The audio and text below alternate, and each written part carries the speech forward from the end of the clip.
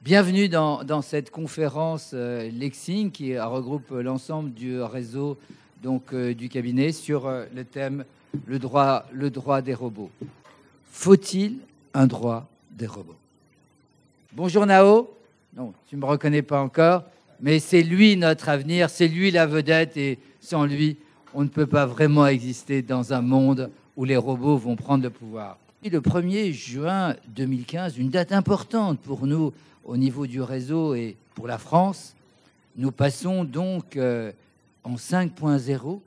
Nous sommes donc 25 pays maintenant représentés au sein de ce réseau. Et je suis évidemment ravi de pouvoir accueillir aujourd'hui 16 pays représentant le réseau, ce qui est, de toutes les conférences que nous avons pu faire jusqu'à présent, une première, puisque nous n'avons jamais eu l'occasion d'accueillir autant de représentants de ce réseau qui a été constitué il y a 5 ans seulement.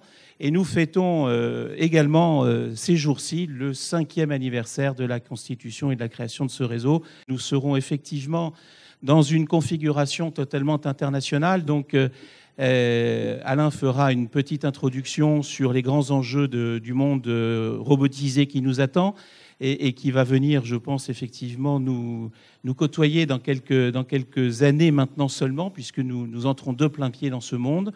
Et ce qui lui donnera l'occasion de passer la parole à Olivier Guillem, qui nous donnera sa vision d'un spécialiste de ce monde de la robotique et nous parlera, je pense, de Nao, et puis sûrement d'autres des productions de l'entreprise qu'il représente. Nous aborderons ensuite avec nos amis belges et suisses les problématiques juridiques liées aux drones. Nous continuerons avec Alain et notre représentant tunisien Yassine Youssi sur une vision un peu philosophico-juridique du robot. Est-ce que c'est un objet? Est-ce que c'est un sujet de droit? Qu'en penser? Que faire autour de ces problématiques-là? Et nous terminerons cette matinée avec une intervention de deux non-juristes, même si Nicolas Butet a été un de nos confrères, mais il ne l'est plus aujourd'hui, sur les aspects sociétaux et éthiques de ce monde qui nous attend. Donc Nicolas Butet et Dominique Lambert.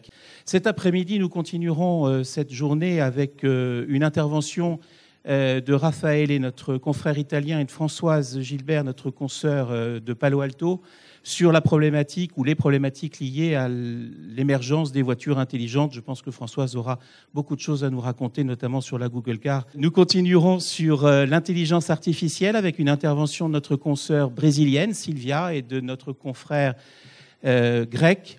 Nous continuerons avec une présentation d'une problématique dont on m'a dit au moment où on l'a mise à l'ordre du jour que c'était finalement très allemand. Alors ça tombe bien puisque c'est notre confrère allemand Tim César qui interviendra, c'est l'usine 4.0 et il sera épaulé dans cette présentation par notre confrère chinois Jun Yang.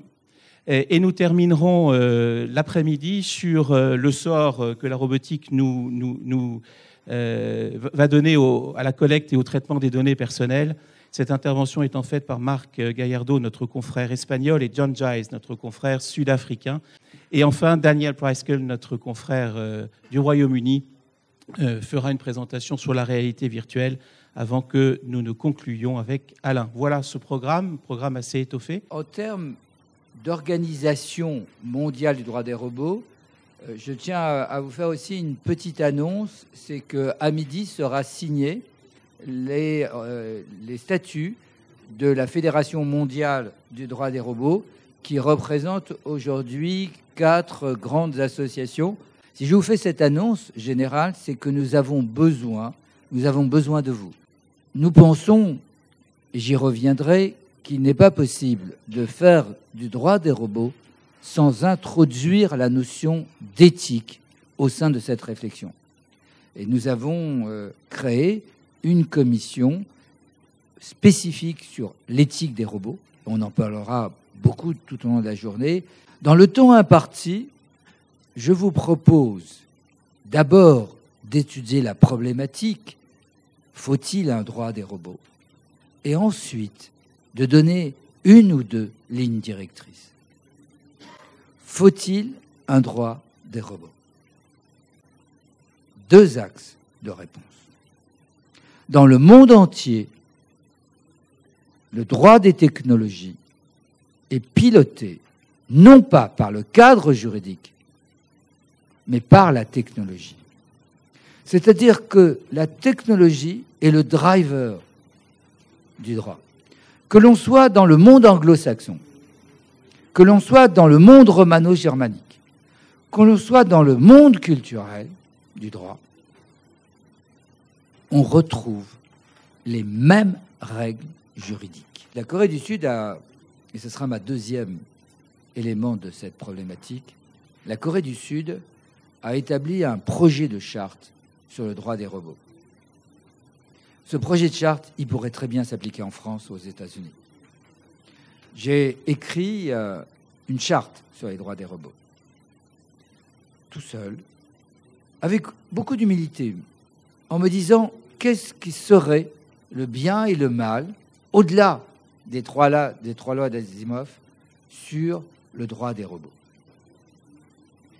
Et je vous invite vraiment, pour boucler sur l'introduction, de venir travailler avec nous, car la réflexion juridique française pourrait être demain un des axes de réflexion au niveau mondial. Donc je vous présente Nao, pour ceux qui ne le connaîtraient pas. Bonjour à tous, je suis très heureux d'être avec vous aujourd'hui au colloque Lexine. Je suis venu accompagné de mon juriste Olivier. Je voudrais appeler avec moi, ils le méritent parce qu'ils ont été l'âme de cette journée. La tendresse, comme dit Nicolas. L'existence de cette petite lumière qui, sans eux, n'aurait pas permis à l'ensemble des éléments du réseau d'être présents. Frédéric Forster, le géo de la journée. Frédéric, le patron du pôle télécom chez nous, le vice-président du réseau, c'est lui qui est l'âme du réseau. Je peux vous le dire, c'est lui, moi j'en suis même pas l'intelligence. Et puis Véronique Delay, qui est directeur du marketing, qui a été l'animatrice, la conceptrice de cette journée. Aux commandes technologiques, le patron de la DSI, Jocelyne, Lucien Fontanelle. À la publication du droit des robots, Isabelle Potier, directeur des autres activités. Patricia Ritter, ma collaboratrice de toujours, qui est là sans rien dire, et sans elle, rien ne se fait dans notre entreprise. Et enfin, quand même, donc, une stagiaire qui est déjà embauchée, Julie Langlois, mais oui, elle était là, je peux vous dire. Et enfin là, c'est une petite annonce personnelle.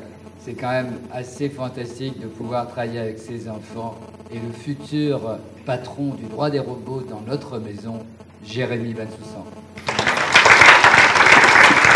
Merci à tous les membres du réseau, merci à vous tous et à très bientôt dans le monde virtuel.